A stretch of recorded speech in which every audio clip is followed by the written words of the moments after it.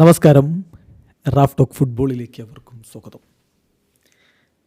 പുതിയ La Liga season നാളെ ആരംഭിക്കുകയാണ്. കടുത്ത പോരാട്ടങ്ങൾക്ക് വഴി ഒരുങ്ങുന്നു.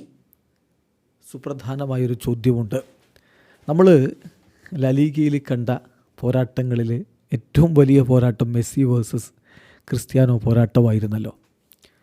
അപ്പോൾ അതുമായി തട്ടിച്ചുകൊണ്ട് പുതിയൊരു പോരാട്ടം, Lamine Yamal versus Kylian Mbappe പോരാട്ടം വളർന്നു വരുമോ എന്നുള്ളതാണ് ചോദ്യം. ഇപ്പോൾ ESPN FC അവരുടെ ഈ ഒരു സീസണിൻ്റെ പ്രിവ്യൂ ആയിട്ട് അവതരിപ്പിച്ച ലേഖനത്തിൽ ചോദിക്കുന്ന ഒരു ചോദ്യമുണ്ട്. Yamal and Mbappe are both the new number 10s for their club. Is this the start of A rivalry at A Messi versus Ronaldo level? Yes, അതാണ് ചോദ്യം. ഈ രണ്ടു പേർക്കും ഇപ്പോൾ 10 നമ്പർ ജേഴ്സി കൊടുത്തിരിക്കുകയാണ്. പുതിയ സീസണിൽ ലാമിൻ യമാൽ FC ബാഴ്സലോണയുടെ 10 നമ്പർ ജേഴ്സി അണിഞ്ഞ് കളിക്കും. അതുപോലെ കിലിയൻ എംബാപ്പെ റയൽ മാഡ്രിഡിൻ്റെ 10 നമ്പർ ജേഴ്സി അണിഞ്ഞ് കളിക്കും. ഇത് ഒരു മെസ്സി വേഴ്സസ് റൊണാൾഡോ ലെവലിലുള്ള റിവൽറിയുടെ തുടക്കമാണോ എന്നതാണ് ചോദ്യം.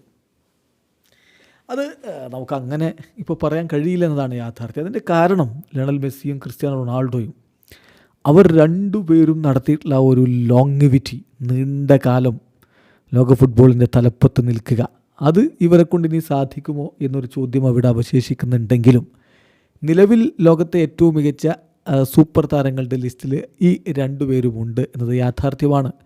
ബോൾ കാലിൽ കിട്ടിയാൽ മനോഹരമായിട്ടുള്ള നീക്കങ്ങൾ നടത്തിക്കൊണ്ട് ലാമിൻ യമാൽ നമ്മളെ വിസ്മയിപ്പിക്കുന്നുണ്ട്.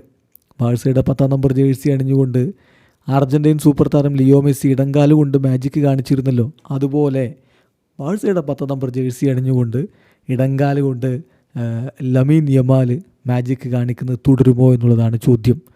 അദ്ദേഹത്തിൻ്റെ മികവും പ്രതിഭയും ഒക്കെ വെച്ച് നോക്കുമ്പോൾ ആ ലെവലിലേക്ക് അദ്ദേഹം പോകാനുള്ള സാധ്യത ഒട്ടും തള്ളിക്കളയാൻ പറ്റില്ല. പക്ഷേ ലോങ്വിറ്റി എന്നുള്ളതൊരു പ്രധാനപ്പെട്ട കാര്യമാണ്.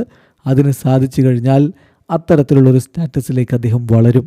എംബാപ്പയുടെ കാര്യത്തിൽ അദ്ദേഹം ഓൾറെഡി ഗോളടിച്ചു കൂട്ടി പ്രൂവ് ചെയ്തിട്ടുള്ള ഒരാളാണ്. ലീഗ് വണ്ണിൽ ഗോളടിച്ചു കൂട്ടി. അപ്പോൾ അത് ലീഗ് വണ്ണല്ലെന്ന് ചോദിക്കുന്നവരുണ്ടായിരുന്നു. വേൾഡ് കപ്പിൻ്റെ ഫൈനലിൽ ഹാട്രിക്ക് നേടി, എന്നിട്ട് എന്താ ഷൂട്ടൗട്ട് തോറ്റില്ലെന്ന് ചോദിക്കാൻ ആളുണ്ടാവും. പക്ഷേ അതിനു മുമ്പ് വേൾഡ് കപ്പ് അയാൾ അടിച്ചിട്ടുണ്ടെന്നുള്ളത് മറക്കണ്ട. ലലീഗയിലേക്ക് ചേക്കേറുമ്പോൾ ലീഗ് വണ്ണല്ല ലലീഗ, അവിടെ ഗോളടിക്കാനൊന്നും അത്ര എളുപ്പമാവില്ല എന്ന് പറഞ്ഞവരുടെ മുഖത്തടിക്കുന്ന വണ്ണമാണ് അദ്ദേഹം കഴിഞ്ഞ തവണ പിച്ചിച്ചി ട്രോഫി നേടിയത്. സോ ബാഴ്സയിൽ അന്ന് മെസ്സി ക്രിയേറ്റീവായിട്ട് കളിക്കുന്നു, ഗോളടിക്കുന്നു. അന്ന് ക്രിസ്ത്യാനോ ഗോളടിച്ചുകൊണ്ട് വിസ്മയിപ്പിച്ച് ടീമിനെ മുന്നോട്ട് കൊണ്ടുപോകുന്നു. ബാഴ്സയിൽ ഇന്ന് യമാൽ ക്രിയേറ്റ് ചെയ്യുന്നു, ഗോളടിക്കുന്നു, അങ്ങനെ തുടരുന്നു. ഇവിടെ എംബാപ്പെ ഗോളടിക്കുന്നു, ടീമിനെ മുന്നോട്ട് കൊണ്ടുപോകുന്നു. സോ ആ ലെവലിലുള്ള ഒരു റിവൽറിയുടെ തുടക്കം എന്നാരെങ്കിലും ഇപ്പോൾ നിരീക്ഷിച്ചാൽ തെറ്റു പറയാനും പറ്റില്ല. ഏതായാലും കാത്തിരിക്കാം അക്കാര്യത്തിൽ എന്ത് സംഭവിക്കുമെന്നറിയാൻ വേണ്ടി.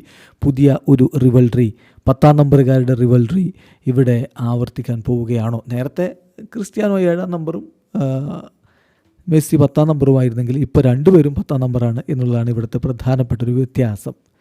എന്തായാലും ലാലിഗ ഇത്തവണ ഇന്ത്യയിൽ TV ടെലികാസ്റ്റ് ഇല്ല. എന്നാൽ ഫാൻ കോഡിലൂടെ നമുക്ക് അതിൻ്റെ ലൈവ് സ്ട്രീമിംഗ് കൊണ്ട് നമുക്ക് കാണാവുന്നതുമാണ്. കാത്തിരിക്കാം ഇത്തവണത്തെ ലാലിഗ പോരാട്ടത്തിനായി. വീഡിയോ അവസാനിക്കുന്ന ഫുട്ബോൾ ലോകത്ത് കൂടുതൽ വിശേഷങ്ങളുമായി റാഫ് ടോക്സിൽ എത്താം.